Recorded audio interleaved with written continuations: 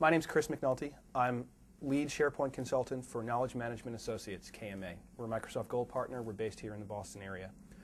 And most of my focus is spent on delivering solutions to our client base, heavily focused on SharePoint along with some other Microsoft technologies, SQL, Project Server, a little bit in the business intelligence space. So my job covers a large number of clients in the New England area. Most of what we're helping them with is how to use SharePoint technologies most effectively. Those engagements can be large and small.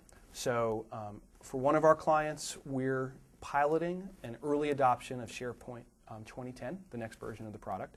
A lot of the heavy work there begins in January. It'll be a fairly long-term, busy engagement that's going to keep us busy for about 6 to 12 months. We have other clients whose needs are much simpler, who are trying to improve search or to deploy a workflow. My role in all of those areas is heavily focused on delivery. So to architect solutions, in many cases to deliver them and to help advocate for them. One of the nice things about what that's meant for me is it's opened up something I really enjoy, leveraging some of the soft skills that I've developed and giving me a chance to enhance them more, which is on the sales and marketing side. So I think that a project is most successful if you're engaged with it all the way from inception to completion. Sometimes in those initial discussions in sales and marketing, there are some statements made and expectations that are set that are foundational to success of the project later. What that's meant for me is increasingly I'm one of the people who comes in a pre-sales process to help envision what the solution may look like as we go down the road, and it's something I'm tremendously privileged to be able to have a hand in, and I like doing it. I went to undergraduate school. I went to Fairfield in Connecticut. I was a both pre-med and pre-law undergraduate.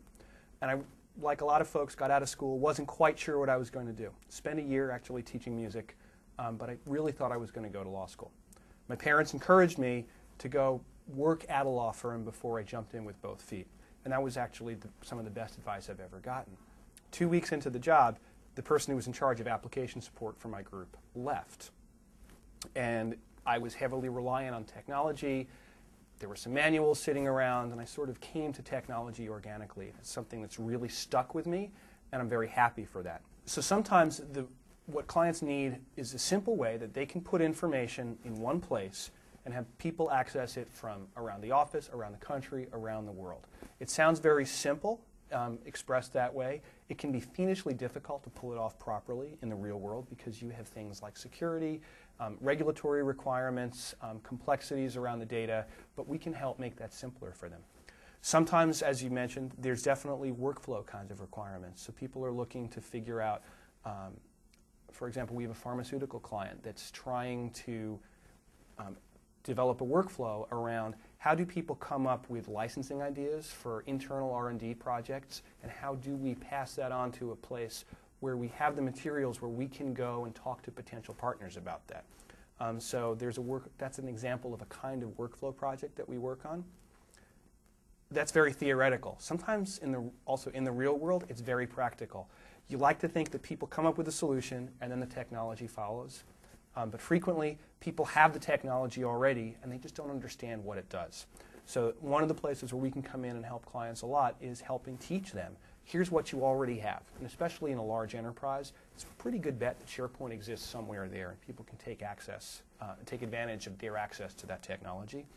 They don't understand, in many cases, everything that the product can do. And so one of the places where I come in is to work with our clients to help them understand. You can now do a workflow. You can now take what had been a bunch of spreadsheets that were floating around in email and centralize them in a way that really helps. I love that because people get it the first time they see it. The skills that I've found at different points in my career are dictated a little bit by the surrounding technological ecosystem, if you will. So, in other words, what's hot currently? One of the things that is hot right now is SharePoint. SharePoint for the last 10 years is a technology I've spent a lot of time with, going back to some of the late betas of the 2001 product. And as the market for SharePoint has grown and expanded over the years, the fact that I have that kind of rich tradition going back to the roots of the product has opened a lot of doors for me that it wouldn't have been opened otherwise. Take advantage of user groups, and it's very easy, I will say, to use technology to stay current with things, and that's fantastic.